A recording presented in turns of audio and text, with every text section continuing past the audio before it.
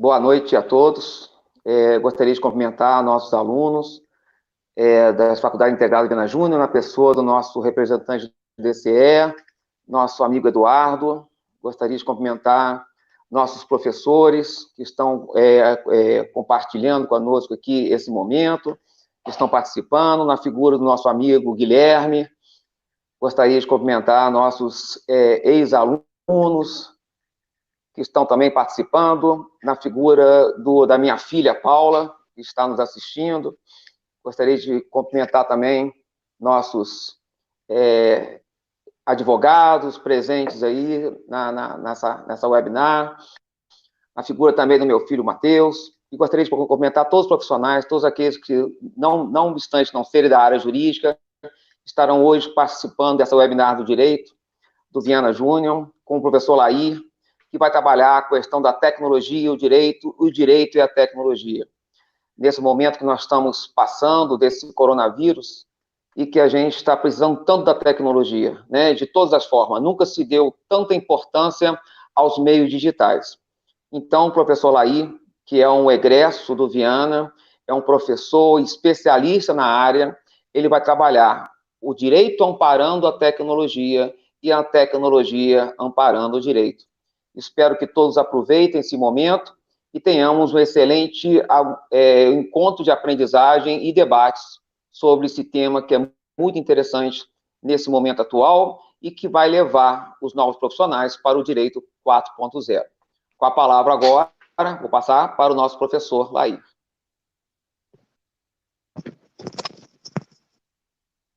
Oi, gente. Tudo bem? Boa noite. Com imensa satisfação que eu estou aqui essa noite para bater um papo com vocês sobre o direito na tecnologia e a tecnologia no direito, né? Antes de mais nada, eu espero que vocês aproveitem essa oportunidade assim para participar também, para estar junto com a gente aí discutindo, né? Falando um pouco sobre essas questões. E eu vou dizer o seguinte, eu vou dividir isso aqui em 2 pontos, tá? 2 tópicos. O primeiro tópico vai ser a tecnologia no direito e o segundo tópico vai ser o direito na tecnologia. Mas antes, eu vou passar para vocês alguns números, tá? Eu sei que tem pessoal do direito aí que adora número, né? A gente é muito afeito a número, mas tem outras questões aí, pessoal do sistema de informação, pessoal da administração participando também. Hoje eu pretendo fazer uma coisa bem multidisciplinar, sem muito peso em termos de legislação e coisas nesse sentido, porque eu quero que vocês tenham a oportunidade de participar abertamente, tá? Bom, então vamos lá. Hoje, o que nós temos no Brasil? Hoje no Brasil nós temos 1.265.929 advogados inscritos, o que dá um advogado a cada 167 habitantes do Brasil. Em Juiz de Fora, especificamente, esse número ainda é um pouco pior. Nós temos 7.500 advogados inscritos, em torno de 5.800 atuantes, o que daria em torno de um advogado a cada 76 habitantes, tá? O Brasil hoje tem mais ou menos 1.670 faculdades de direito. O mundo inteiro tem 1.200 faculdades de direito. Hoje, tramitam na Justiça Brasileira em torno de 78 milhões de processos. Daria aí mais ou menos 2,7 processos, né? Em torno assim, a cada 2,7 habitantes, um processo. Tá? Dessas aí, ações que envolvem direito eletrônico, por estimativa, tá? Nós temos aí em torno de 2 milhões de ações que tramitam envolvendo questões voltadas para a internet, redes sociais e coisas nesse sentido. Para fechar os números, só para te dar uma noção, em torno de 66% da população do Brasil tem acesso contínuo à internet e passam em torno de 3 horas por dia, tá? Na internet. Por que raios eu estou te passando esse monte de informação numérica? Para você desesperar? Para você entender assim, nossa, tem advogado demais. Nossa, o Brasil tem muita faculdade. Não. Isso aí é para você entender que você está num ambiente de extrema possibilidade. Por quê? Porque você não precisa ser só um advogado que vai para a justiça, que vai procurar ações. Você não precisa ser aquele advogado que corre atrás de cliente para processar. nós estamos num outro momento da advocacia, nós estamos num outro momento do direito, nós estamos num outro momento da vida, onde você tem que focar nesses números que eu te passei, não como uma coisa terrível, mas como uma oportunidade que você tem de enxergar o seu mercado e de saber para onde você pode ir. Né? Eu falo sempre aí da questão de, olha, você tem que ser um advogado diferenciado. Olha, eu entrei no mercado e eu vou fazer mais do mesmo. Mais do mesmo você vai bater com esses números que eu te passei agora. O que eu preciso que você entenda é, esses números refletem a nossa atual realidade. O que você vai fazer com ela é o que importa. Você que tem que saber em qual momento que você vai atuar, onde você vai entrar e o que você vai usar disso que está aí para ser melhor, para entrar no mercado de uma forma diferente. Nós do Viana, a gente tem buscado hoje, através de várias iniciativas, te colocar nesse mercado de uma maneira cada vez mais atualizado, tá? Você não está sendo, você não está recebendo instrução, você não está participando das aulas para ser mais do mesmo. Eu nunca quis que vocês fossem mais do mesmo. E para o pessoal que não é aluno agora do direito, vocês entendam o seguinte, para o pessoal dos sistemas de informação, por exemplo, vocês têm um campo gigantesco para desenvolvimento de aplicativos, para desenvolvimento de soluções informáticas. Para o pessoal da administração, vocês têm que enxergar esse campo também como uma possibilidade de gestão, de aplicação, de governança, de compliance, tá? De adequação a um mercado enorme, enorme. Para o pessoal que já está para os meus colegas advogados que já estão aí trabalhando, lutando, vocês também têm que enxergar que esses números são um choque de realidade. Onde é que a gente está? Onde é que a gente vai atuar? O que a gente está fazendo? Onde a gente pretende chegar? E com essa fala, eu passo a tratar do primeiro tópico, que é a tecnologia no direito, tá? E essa primeira visão da tecnologia do direito, eu vou te pegar ferramentas que são usadas ao direito, tá? São relacionadas ao direito. Hoje em dia tem um termo que está muito em voga, que é direito 4.0, tá? Que seria o novo direito, né? As escalas do direito. O 4.0 seria desde o momento em que o direito começou a escrever lá em momentos de máquina de escrever, né, à mão, até o momento atual, que seria o passo adiante da utilização do computador, tá? Então, o computador seria o direito 3.0, o direito 4.0 já estaríamos falando de inteligência artificial, de utilização massiva de algoritmos, que é uma coisa que eu pretendo que vocês entendam também, para que a gente atinja o nosso resultado pretendido, beleza? Bom, o primeiro ponto a falar para vocês é um ponto que é muito utilizado hoje em dia, que é a jurimetria, tá? Com relação à jurimetria, você tem que entender o seguinte, hoje os sistemas informáticos, eles já conseguem pegar uma certa quantidade de dados e fazer uma análise daquela quantidade de dados para te dar um resultado extremamente interessante. Ou seja, você consegue entender a análise de dados e você já consegue chegar assim, olha, quantas ações foram julgadas sobre esse tema? Como é que os tribunais estão decidindo sobre essa questão? O que é o lugar comum dessas questões? Então, a jurimetria, ela é muito mais que simples retornos numéricos. Você consegue fazer entendimentos de determinadas linhas que os tribunais começam a seguir para que você não tenha desperdício. Tá? No final das contas, você não deve ter desperdício. Se você pensar naquele número anterior que eu te passei, de 78 milhões de ações, tá? Esse número ainda é ultrapassado, é o número do ano passado, mas se você pensar em torno aí de 78 milhões de ações, como é que você torna uma justiça efetiva? E aí, outro momento, será que realmente o caminho jurídico, o caminho do advogado, o caminho dos juízes eventuais, é só o judiciário? É só a litigiosidade? Vocês tiveram no webinar 1, né, soluções alternativas de conflitos. Isso é interessante. Como é que a jurimetria pode ajudar nisso? Você pode, por exemplo, numa hora de uma conciliação, falar assim, olha, os tribunais estão decidindo assim. São esses os números que você tem. Você quer seguir por esse caminho? A possibilidade de você estar dentro desse caminho e não atingir um resultado bom é bem ruim. Você usa informação. Nós somos a sociedade da informação. Você precisa utilizar isso a seu favor.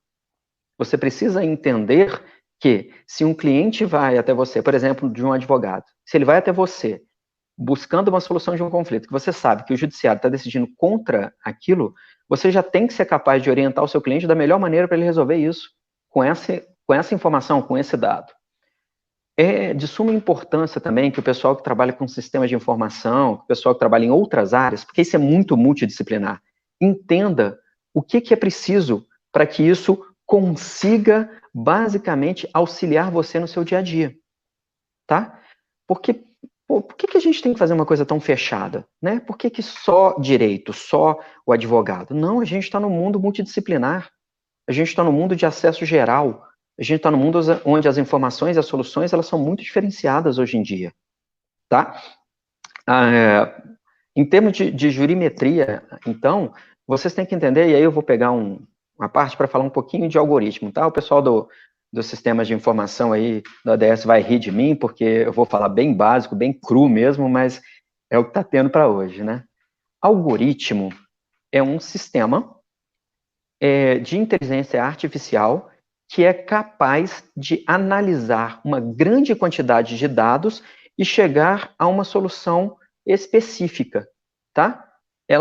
Os algoritmos são melhores, os melhores algoritmos, eles chegam a melhor resultado. Então, você tem aí um sistema, ninguém sabe, hoje em dia, assim, as pessoas falam assim, tá, mas quais são os algoritmos? Por exemplo, como é que é a linguagem de programação do algoritmo do Google? Isso é um segredo industrial, né? O Google te dá resultados, ele é o que ele é hoje, porque ele desenvolveu um algoritmo que te dá resultados absurdamente bons.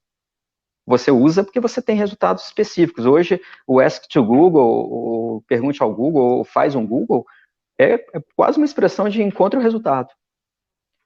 E a jurimetria, ela tende a seguir este caminho, tá? Então, hoje nós temos um grande número de empresas privadas trabalhando para o judiciário para tentar fazer com que a jurimetria, através de algoritmos, chegue ao resultado mais específico possível. Então, a jurimetria é claramente um caminho excelente para a utilização dos advogados no dia a dia, tá? Vou mudar de tópico, falando agora um pouco de escritórios virtuais. Luiz, quer dar um toque aí? Sim, aí é importante, né, que você, no início você já começou a falar da quantidade de advogados que nós temos no Brasil, a quantidade de cursos superiores que nós temos, né, mas um dado que nós tivemos um encontro do Seminário de Educação Jurídica em Belo Horizonte, 2019, e o que nós verificamos é que mais da metade dos advogados no Brasil hoje estão atuando em áreas não necessariamente jurídicas. Por quê? Porque o campo para a advocacia é muito grande, mas são atividades profissionais que exigem as especificidades de um advogado. Então, na área de gestão de compliance, na área de gestão de processos que vão falar a parte, por exemplo, de controle de dados. Então, para o profissional de direito, muitos pensam, eu vou ser advogado, vou ser juiz, promotor. Não, mais da metade dos profissionais de direito hoje já estão exercendo atividades não diretamente como advogados, como juízes, promotores, e sim em órgãos de grandes empresas, mas que necessitam das habilidades e competências que esses advogados, esses profissionais adquiriram. E aí, Laí, ficando aí nesse tema que você começou a abordar, eu gostaria de fazer uma pergunta para você. Como que a jurimetria, você falou em termos dos dados, né? Nós entendemos, eu entendi bem a sua explicação, mas fale para mim da jurimetria, você e o cliente, e a análise econômica do processo. Você conversar com o seu cliente dentro de uma análise econômica da demanda. Um cliente seu que vai demandar ou está demandando, e com base na jurimetria, você trabalhar com ele, não questões de processo, e sim a parte de custo do processo para ele.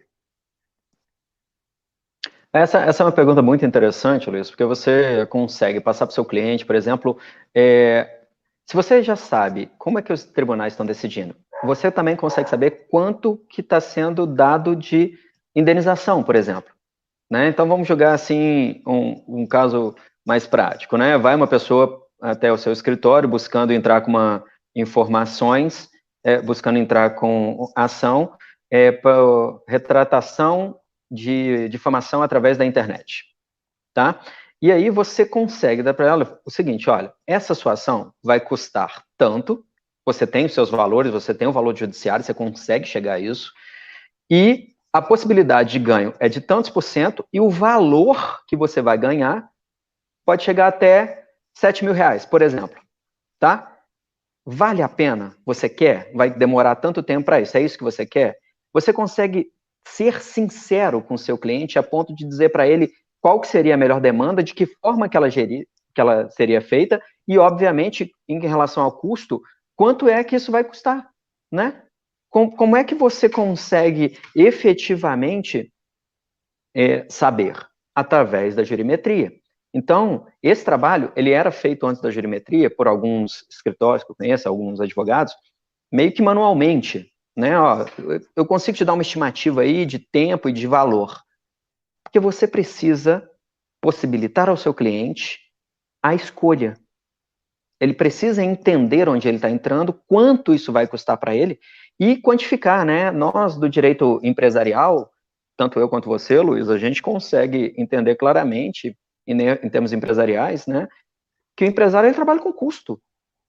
Então, para você ser efetivo para o seu cliente empresarial, você tem que passar para ele custo.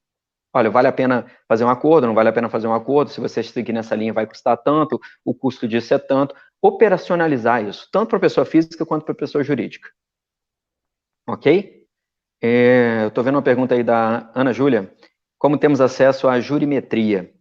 Ana, a jurimetria, ela é disponibilizada pelos próprios tribunais, tá? Isso ainda é muito incipiente, ou seja, tá numa fase de adequação, mas você tem hoje tanto sistemas que fazem esse trabalho, como tribunais que disponibilizam em seus sites áreas e atuações da jurimetria, tá? Isso está sendo trabalhado para que os tribunais passem a oferecer isso em vários momentos, ok?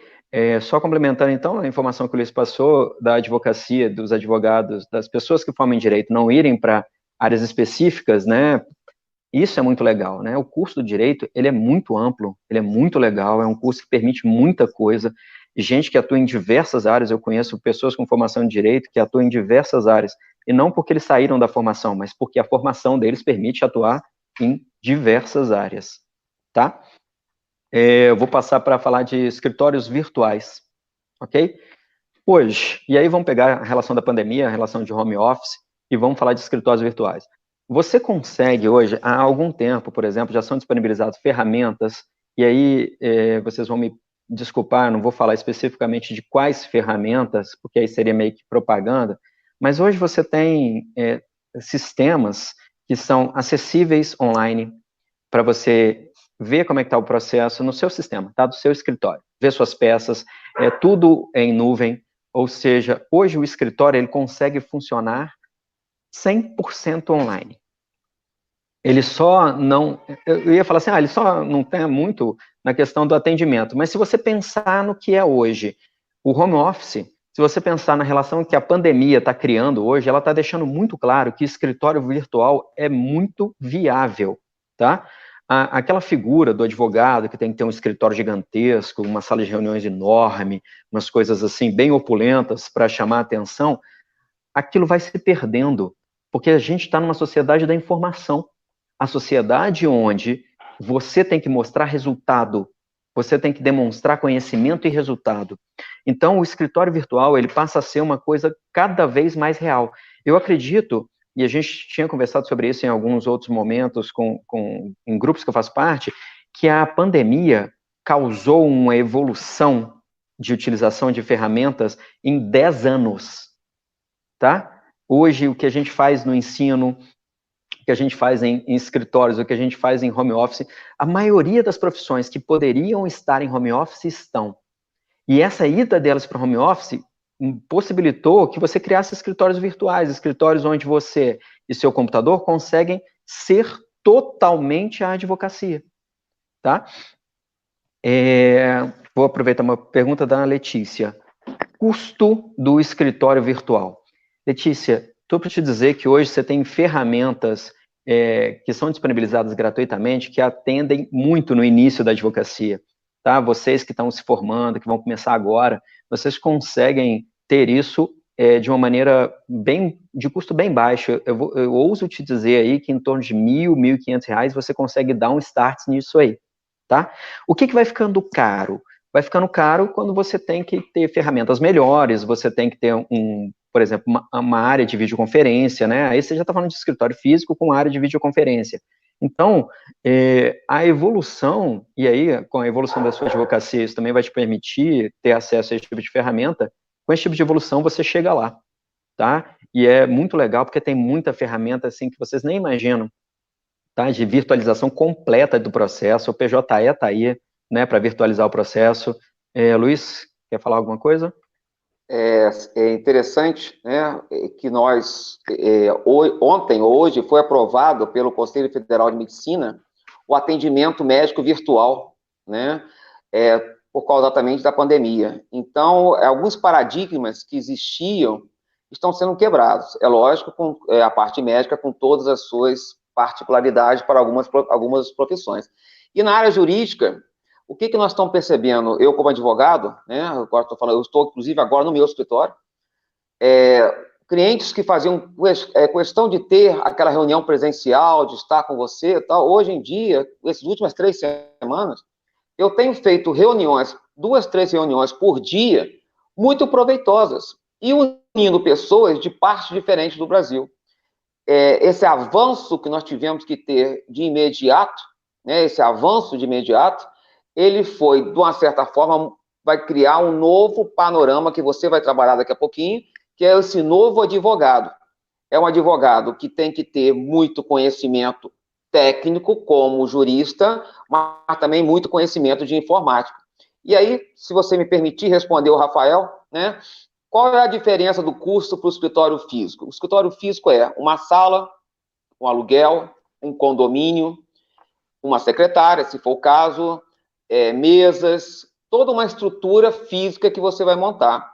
Ao passo que hoje, se você tiver um escritório virtual, você pode se dar o luxo de ter um escritório. Se você tiver uma pessoa, um profissional, que tem as suas especializações, que tem as suas expertise no tocante a uma determinada área, você, na sua casa, você pode normalmente exercer a sua advocacia. Então, você sai daquele paradigma, como o Laí falou, daquele escritório que tinha aquele pomposo, aquele escritório. O cliente vai sair, com certeza, desse momento que nós estamos vivendo, querendo muito mais conversar com você da casa dele, numa videoconferência, do que ir no seu escritório. Então, a diferença, Rafael, é gritante. Tá? Então, Laís, eu quis corroborar com você a questão desses novos paradigmas, né, que estão surgindo agora.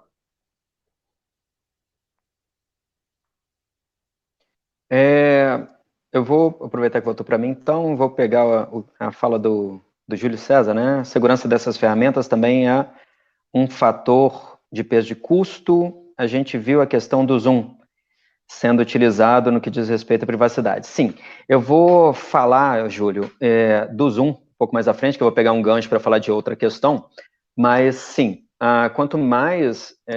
o que se vê hoje em dia é que ferramentas melhores custam mais caro, tá?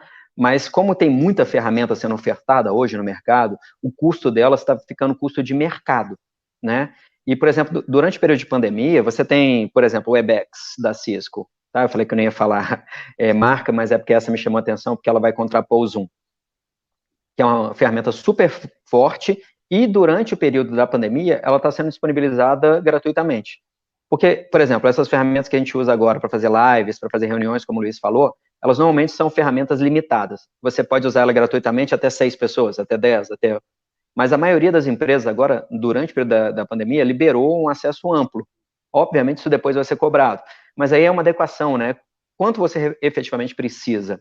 E sim, a segurança da informação nesse momento, as seguranças que ela ofertam, vão de coisas normais, né? Quanto mais gratuito, quando um equipamento é gratuito demais, quando uma ferramenta é gratuita, ela tem que ganhar dinheiro de outra maneira. E normalmente são propagandas. Já viu quando você está jogando alguma coisa, um joguinho online, e começa a aparecer um monte de propaganda? Hein? Ou quando você está usando alguma coisa e de repente aparece uma propaganda, o YouTube, por exemplo, você está vendo alguma coisa no YouTube, e de repente ele para e passa uma propaganda. Eles têm que custear a ferramenta. Ela é gratuita para você, mas ela não é gratuita no todo. Então, é assim que eles ganham dinheiro. tá? E isso acaba fazendo com que essa ferramenta fique cada vez mais aberta, e aí afeta, sim, na segurança, tá? Mas isso é interessante vocês verificarem com o tempo, tá? Para a gente caminhar, né, porque também pode fazer uma live muito grande, para caminhar do primeiro para o segundo tópico, tá? Eu vou falar para vocês o que hoje eu considero as novas tendências da advocacia em termos de utilização. Com os meus alunos do Viana, né, eu vou falar em breve aí, eu vou estar falando de uma ferramenta que chama Visual Law. O Visual Law é uma tendência de petições, onde as petições elas passam a aparecer uma apresentação, tá, do PowerPoint, por exemplo, para você conseguir explicar mais especificamente o funcionamento da petição. Então, ela fica muito mais visual do que escrita. A nossa tendência atual, por causa das nossas questões voltadas para as redes sociais, é sermos cada vez mais visuais, tá? Então, as ferramentas de visualização, elas vão ser cada vez mais fortes na advocacia, inclusive na tendência de petições, de questões voltadas para o peticionamento eletrônico. Exatamente isso que está aí na tela para vocês, o Visual Law e o Legal Design.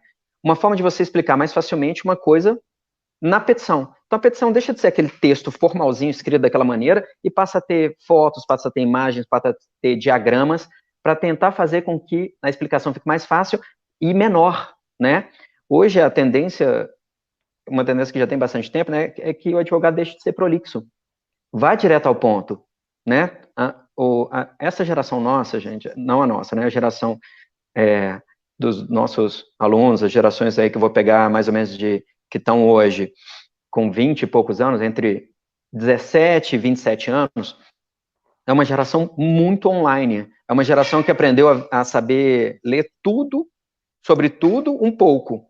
E hoje, essa tendência visual dela é real. Tá? Essa tendência visual dela é muito clara. E é uma adaptação do direito. Você percebe que o direito ele vem se adaptando às novas tecnologias com muita precisão, com muita necessidade. Então, nós advogados, nós operadores do direito, pessoas relacionadas à tecnologia, pessoas relacionadas à administração, nós temos que atentar para essa nova tendência da advocacia. Eu espero que vocês, com essa minha fala breve sobre a tecnologia do direito, entenda que a tecnologia está sendo aplicada dentro do direito para melhorar o direito. Ninguém está querendo excluir advogados, né? Como foi muito falado na época que o PJE veio, eu não consigo lidar com isso. Olha o que o PJE é hoje, né? Pensa nessa questão de você conseguir estar acessando seus processos, ter as informações, tudo online ao mesmo tempo, em vários lugares diferentes. A sua advocacia, antes limitada à sua cidade, hoje não tem limites. Obviamente, nós temos as questões legais, as questões do código de ética, o número de processos que você pode ou não atuar em outras comarcas, né, em outros estados, fora da sua OAB, mas pense nisso, pense na abrangência disso, não se limite. A tecnologia veio para dizer para você, você só tem o limite que você se impõe, tá? Dito isso, para fazer essa ligação, aproveitar a pergunta do Rafael Gardiulo. Eu nunca consigo falar esse nome direito, né, Rafael? Como captar cliente com escritório online? A preocupação nossa é essa. Na verdade, Rafael, a captação, ela tem limitações éticas, né? É claro, a advocacia não pode fazer propaganda, nós temos uma série de limites éticos. Eu entendo que a captação online, ela vai mais da prestação de serviço, que agora, por ser online, ela toma maior publicidade, né? Você não faz propaganda de você, mas a sua atuação online, os momentos que você está aparecendo online, o que você consegue ter um escritório online, você consegue aparecer no Google. E aí você apareceu no Google, você apareceu para o mundo. Sabe? A abrangência disso é bem maior, assim. Eu entendo que bem trabalhado e eticamente trabalhado, tá? Principalmente com os limites éticos da nossa legislação, dá para fazer um trabalho muito legal em termos de captação de clientes e tudo mais, tá? Vou te falar de um ponto que liga os dois, tá? Porque aí agora eu vou sair da tecnologia no direito e passar para o direito na tecnologia. E eu vou falar disso falando de Big Data. Hoje, eu estava lendo um livro, depois vendo algumas coisas do Yuval Harari, e ele estava falando uma coisa muito legal com relação aos dados, né? Os dados, eles são uma coisa irreal que trazem um poder absurdo hoje em dia. Ou seja, se você está trabalhando com informação, você consegue fazer o que com essa informação? E antes, a grande questão era o seguinte, o Big Data é você conseguir pegar um volume absurdo de dados e tratá-lo, tá? O que antes era assim, olha, eu não consigo fazer isso a menos que eu pulverize. Então, vários lugares trabalhando informações em vários momentos, e essas informações separadas, para que, quem sabe, no futuro a gente consiga juntar. O Big Data, ele veio como uma forma de, olha, eu estou trazendo todos os dados para um único local, para que eu consiga massivamente trabalhar esses dados e, consequentemente, ter um poder absurdo em cima disso, tá? A partir do momento que você passa a ter um poder absurdo em cima dos dados, você traz um poder absurdo para corporações que têm esses dados. E aí, eu vou pegar a pergunta anterior do Júlio também, voltada para o Zoom, para falar disso. Dado é uma coisa que é um valor muito grande dentro do mundo hoje, tá? E aí eu estou falando de valor financeiro mesmo. As suas informações valem pra caramba, tá? Valem muito. E aí, a partir do momento que você consegue ter ferramentas que trabalham esses dados, você, como fornecedor dos dados, você passou por um momento onde você achava legal fornecer todos os dados, você não fazia muitas perguntas do porquê que eu estou passando esses dados, e isso passou a ser uma ferramenta absurda. Ah, ferramenta absurda como? Ferramenta absurda como fugiu a palavra agora. Como o que aconteceu nas eleições americanas. Ferramenta absurda como acontece todos os dias em nossas redes sociais. Ferramenta absurda como você faz uma pergunta sobre uma coisa numa rede social, ou você fala alguma coisa e logo depois isso já é ofertado a você como produto. Esse nível de coisa. E a partir daí, quando você passa a ter a inteligência artificial cada vez mais presente, quando você passa a ter um volume de dados cada vez maior, você precisa regulamentar isso. Infelizmente, o Brasil ele ficou para trás um pouco nessa questão da legislação, né? Mas hoje, por exemplo, um dos pontos que é mais falado dentro do direito é proteção de dados. Dados são o novo petróleo, isso mesmo, Fernanda. Essa frase é muito utilizada, né? O petróleo foi um dos maiores commodities que havia anteriormente, ou seja, quem tinha petróleo tinha muito dinheiro e, consequentemente, muito poder. E hoje em dia, vejam as empresas que estão no topo. Nós estamos falando de Facebook, nós estamos falando de Google, nós estamos falando de empresas que trabalham basicamente com informações. O Facebook sabe tudo sobre você, gente, porque você passou essa informação para ele. E aí, a partir desse momento, passou-se a tratar-se como eu preciso de proteção de dados pessoais. Tá? O mundo acordou para eu preciso regulamentar a proteção de dados pessoais. Hoje eu sou membro, por exemplo, de uma comissão especial aqui da OAB de Minas, que é só de proteção de dados. Nós discutimos proteção de dados. Vocês devem saber já que há uma discussão muito grande no Brasil sobre a Lei Geral de Proteção de Dados, que vai, não vai, mas para vocês terem uma noção, nós já estamos extremamente atrasados, e nós já estamos indo agora porque o Brasil quer entrar na OCDE. E não pode entrar um país na OCDE que não tenha uma política de proteção de dados. Há muito tempo eu falo dessa área de atuação da tecnologia da informação. Para quem me conhece há mais tempo, sabe que eu falo disso há muito tempo, né? Quando eu formei no Viana 16 anos atrás, o meu TCC foi sobre contratos eletrônicos. Ah, eu fui um visionário? Não, eu acreditei nessa área que eu achava que era legal, e hoje ela se revela muito interessante. E, é uma área esgotada? De jeito nenhum, é uma área que está crescendo agora. Então, quando eu falo para vocês de direito na tecnologia, eu falo de toda a parte da legislação que está voltada para atuar nessa área. A Lei Geral de Proteção de Dados, é a nova coqueluche dos escritórios. Eles hoje tentam se capacitar, correr atrás. Por quê? Porque tem uma área de atuação monstruosa que foi criada por a lei. Porque todo mundo tem que se adaptar às regras da LGPD. Todo mundo, pessoas físicas e jurídicas que tratam dados, tem que saber. E você, que é o titular de dados, agora passa a ter direitos. Ah, eu quero saber por que eu dou meu CPF numa farmácia. Eu tenho direito de saber. Já teve um caso recente aí da drogaria Araújo, em que o Ministério Público aplicou uma multa gigantesca porque eles não deram informações sobre exatamente isso. O que vocês estão fazendo com esses dados? Por que você quer o CPF de umas pessoas? Se você pensar, por exemplo, em cultura, nós temos cultura de liberação de dados absurda, tá? Eu estava vendo um vídeo outro dia de um americano falando que se você... por que você passa o seu CPF para as pessoas? O americano estava achando isso absurdo. Ele falou assim, olha, meu número do Social Security, né, o seguro social deles, que seria meio que o CPF deles, ele falou assim, eu não passo nem para o meu pai. Como é que vocês dão seu CPF assim, à toa?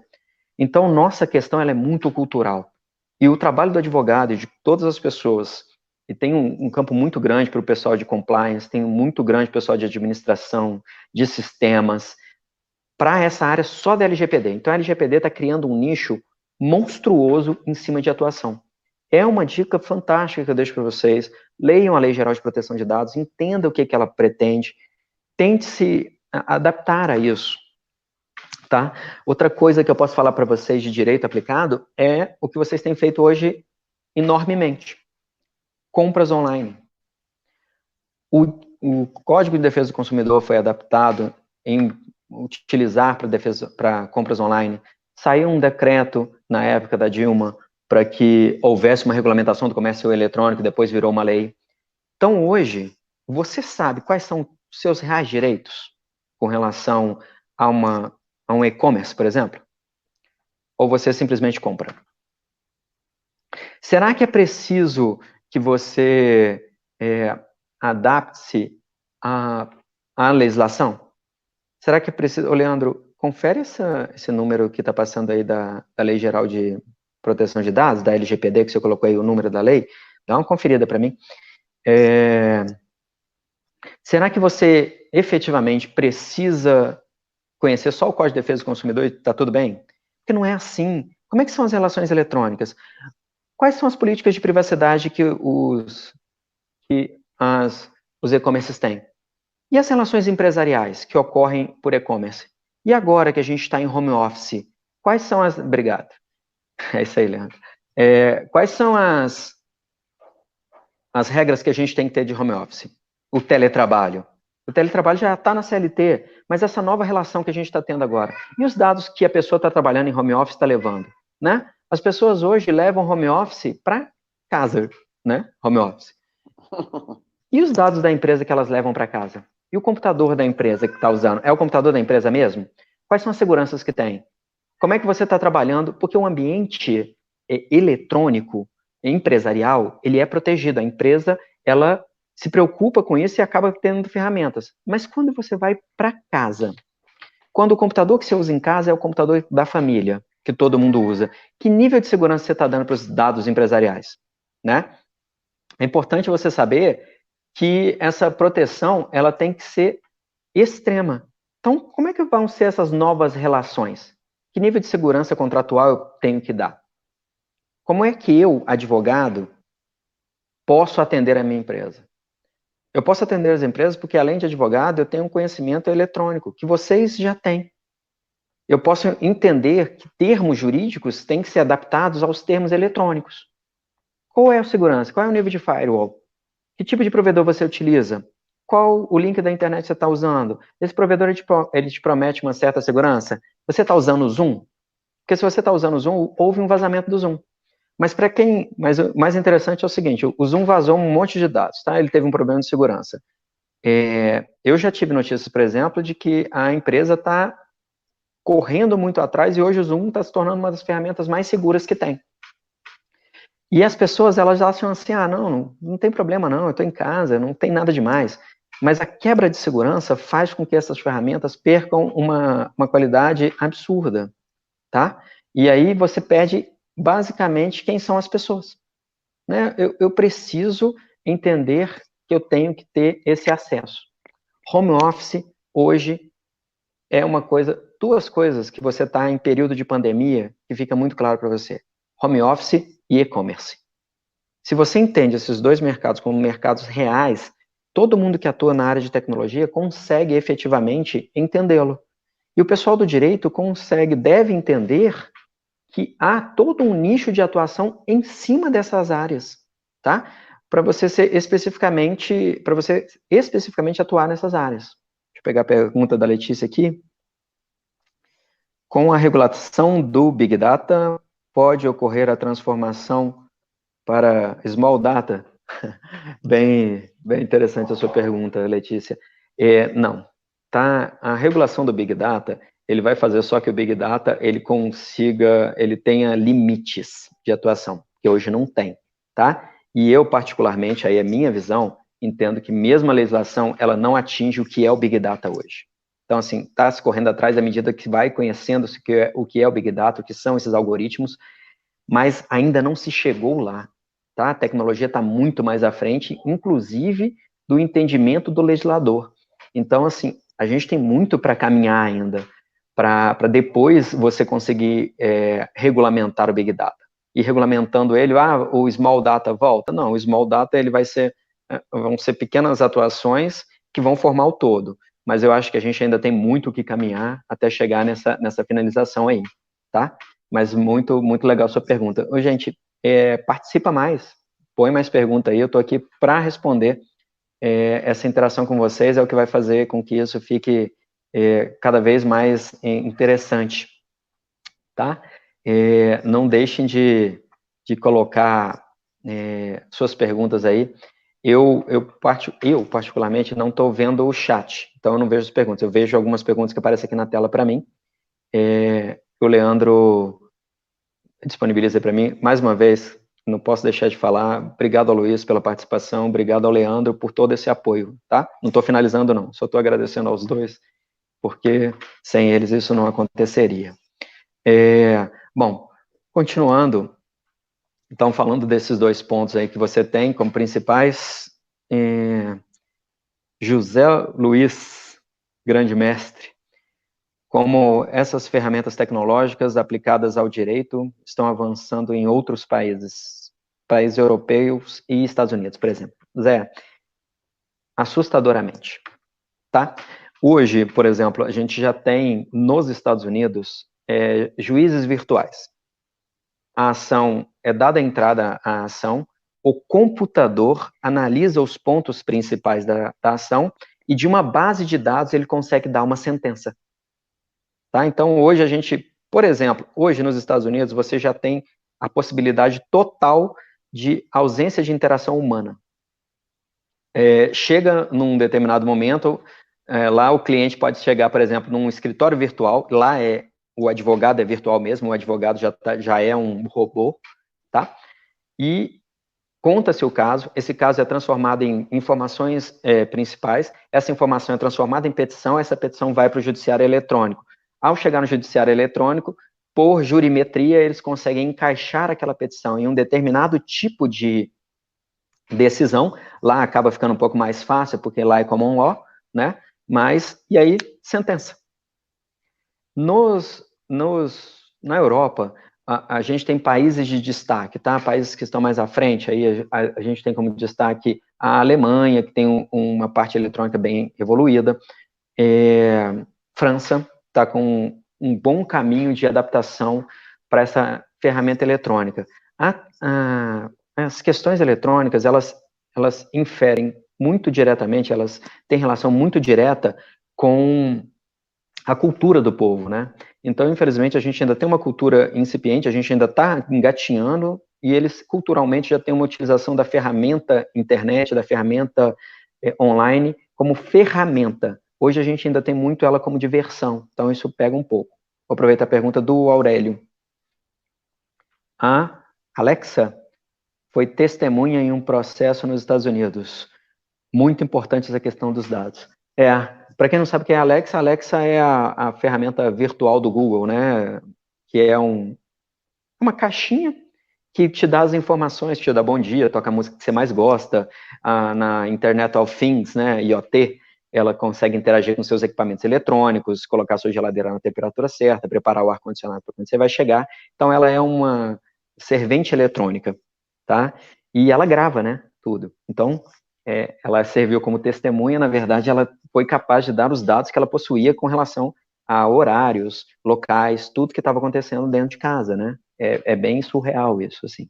Mas estamos vendo o futuro acontecendo. Júlia, bonjour.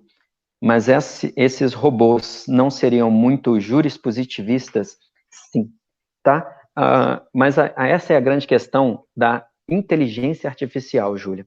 Porque uma coisa é você pegar e colocar numa sistematização, tá? Então você pega essa informação e pega esse dado. E você cruza os dois e acabou.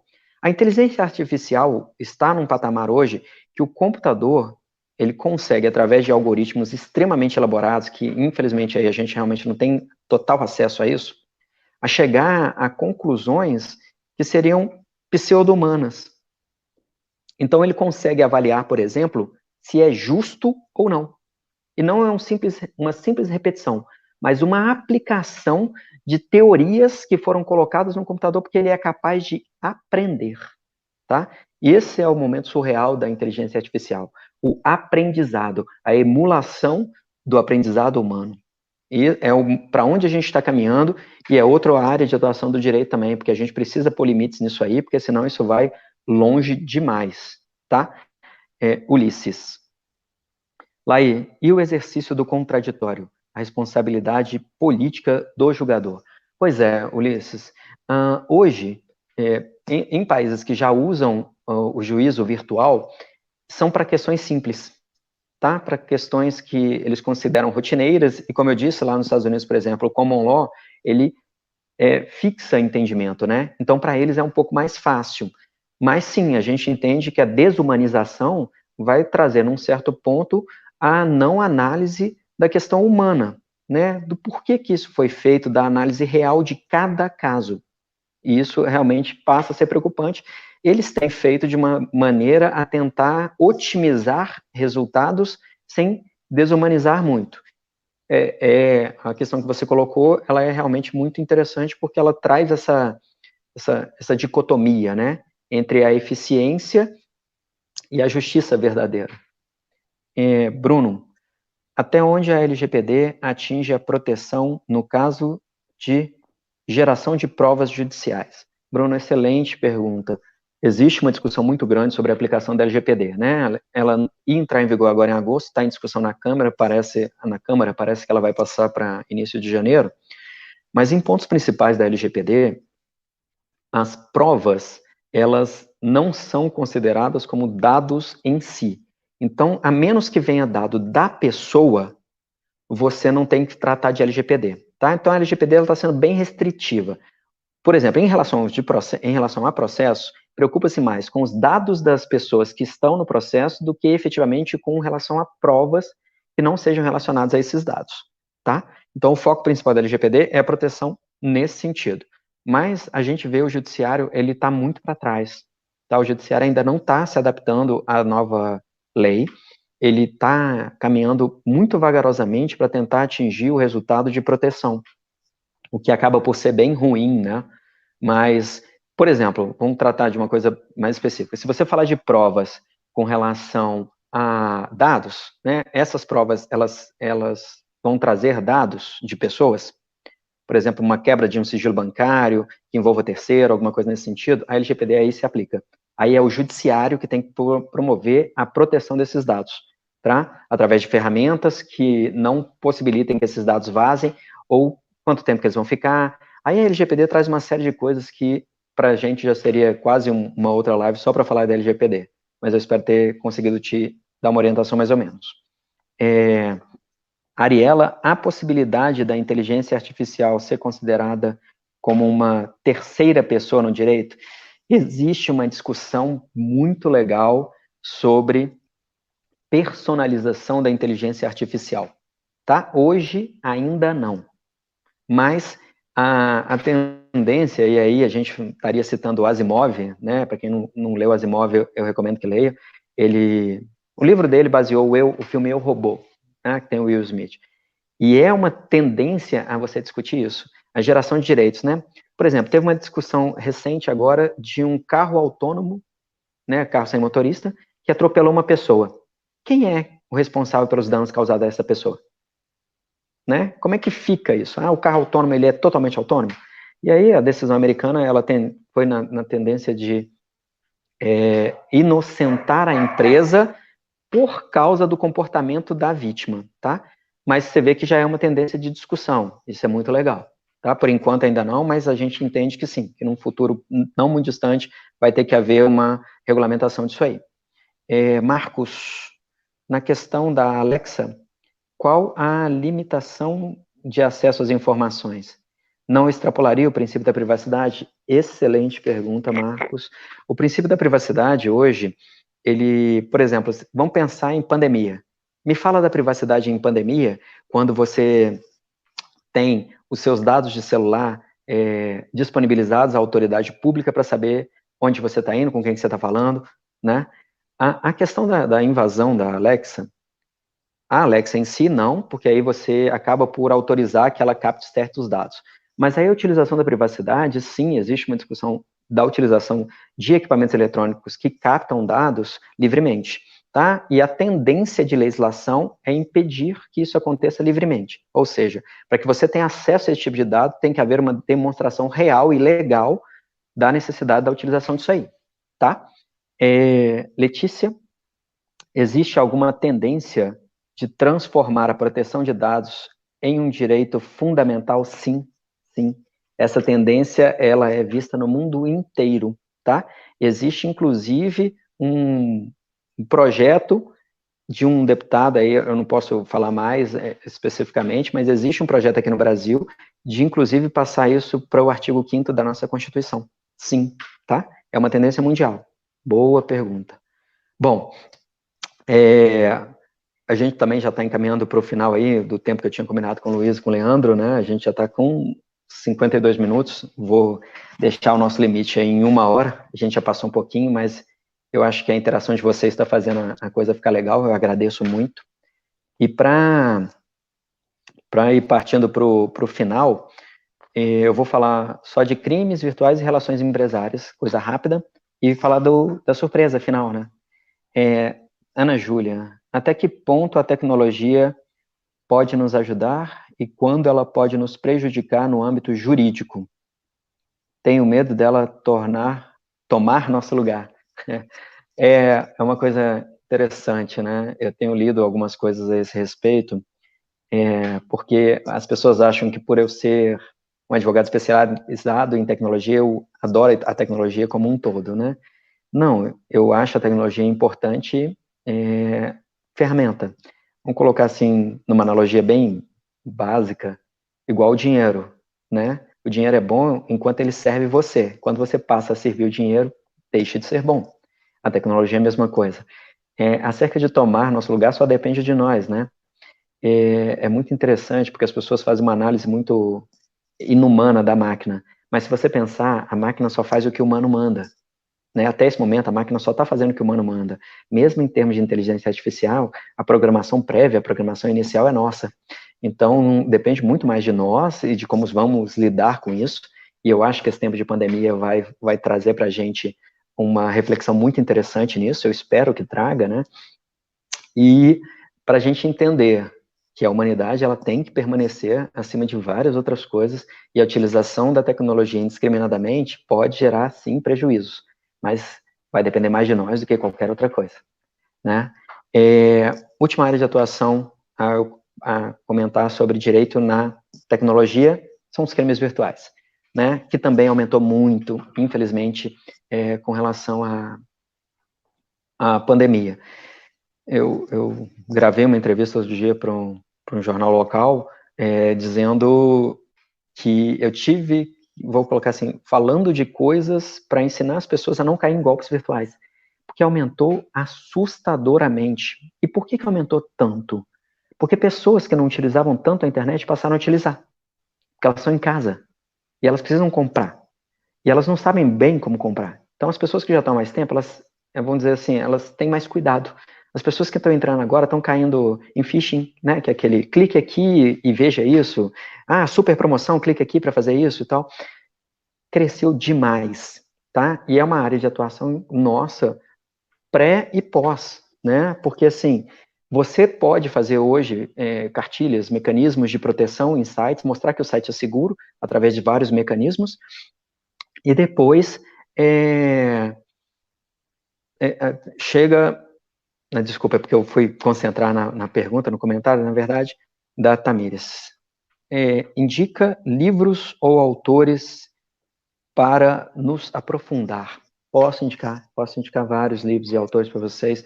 Existem pessoas bem legais, assim, em termos gerais, tá? 2 autores que eu gosto aí, Asimov, autor russo antigo,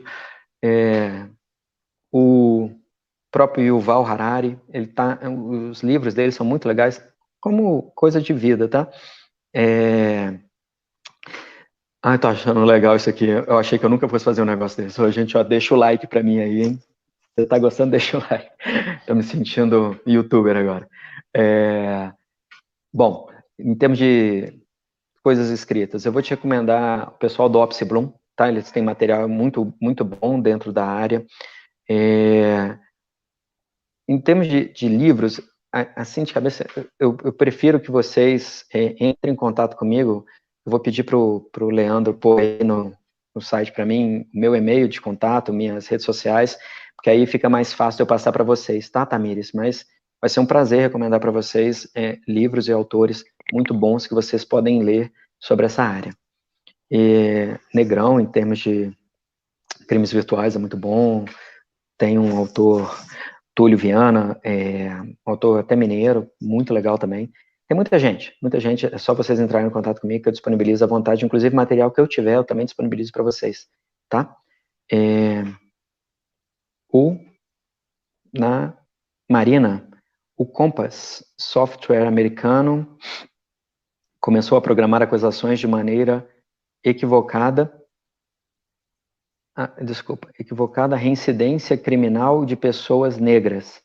Isso é muito perigoso, ainda mais nesse âmbito penal. Perigosíssimo, Marina. Perigosíssimo. E a gente tem tendências, eu vou te dar um outro exemplo, que eu acabei tomando conhecimento também, a Amazon, um tempo atrás, ela foi processada porque ela criou um algoritmo de, vamos chamar assim, de filtragem de currículos, que fazia esse nível de filtragem por cor. Tá? Eu perdi a pergunta do Aurélio aqui, Leandro. Colocou na tela e sumiu, eu não consegui ler. Mas perguntas por cor. Perguntas por cor. Filtragem por cor. Então você vê que o algoritmo é o que eu falei, né? A tecnologia ela é usada por humanos. Então os humanos podem fazer muito mal uso dela. Eu ia falar isso, Marina. Muito perigoso, né? Porque o homem que implementa os dados que vão ser analisados. Vamos conversar sobre. Legal, hein, Marina? Eu acho que isso aí é uma conversa para você, é um convite para você participar do Happy Hour do Aurélio. Um dia eu vou ser convidado também, se eu tiver moral, um dia eu chego lá. Mas é muito legal porque existe uma análise sobre isso. Quem são os programadores? O programador é aquele cara de nível médio que teve acesso a uma boa universidade, que chegou a um bom nível, que está de uma classe média. Então, o cara que programa, ele tem internamente questões que podem ser levadas a criar um algoritmo que cause prejuízo, né? Isso é muito, muito diferente. Gente, foi muito bom aqui conversar com vocês. Eu vou partir para o encerramento, vou dar a palavra para o Luiz e depois faço meu encerramento, tá? Foi muito interessante o que o Clair passou para a gente. Eu gostaria só de passar um dado, né? O STF hoje já existe, já utiliza um programa de inteligência artificial, que é o Victor. O STJ também, desde 2018, criou o seu programa, e o TJMG usa o Radar. São todos eles que já fazem filtro de processos, já vão encaminhando para as decisões. O que eu gostaria de deixar para todos aí uma mensagem de esperança, né? no tocante a como que a tecnologia ela pode vir a ajudar o profissional de direito, desde que nós tenhamos, como o Lai falou, ética e saibamos utilizar os dados. E eu gostaria também de deixar, dentro desse direito 4.0, eu participei de um congresso no ano passado, em que se discutiu exatamente isso, né? O que esperar do profissional direito 4.0? Quais seriam suas habilidades e competências? E eu vou ler as 7 habilidades que foram destacadas para o profissional 4.0. Flexibilidade cognitiva e criativa, saber negociar, saber julgar e tomar decisões, inteligência emocional, saber trabalhar em grupo e saber lidar com as diferenças, conhecimento da tecnologia e resiliência. São as 7 habilidades que, ao final do congresso, nós chegamos à conclusão, foram vários debates, que esse novo profissional, esse advogado 4.0, ele tem que buscar desenvolver. Novamente, eu agradeço ao Instituto Viana Júnior que permitiu nós desenvolvermos essa webinar, ao professor Leandro, que nos ajuda sempre com a sua capacidade técnica, a sua interação, o seu compromisso com o ensino, e ao professor Laí. É o nosso, eu posso dizer, é o nosso egresso e o nosso grande especialista especialista da matéria. Boa noite a todos e volto a palavra para o professor Laí.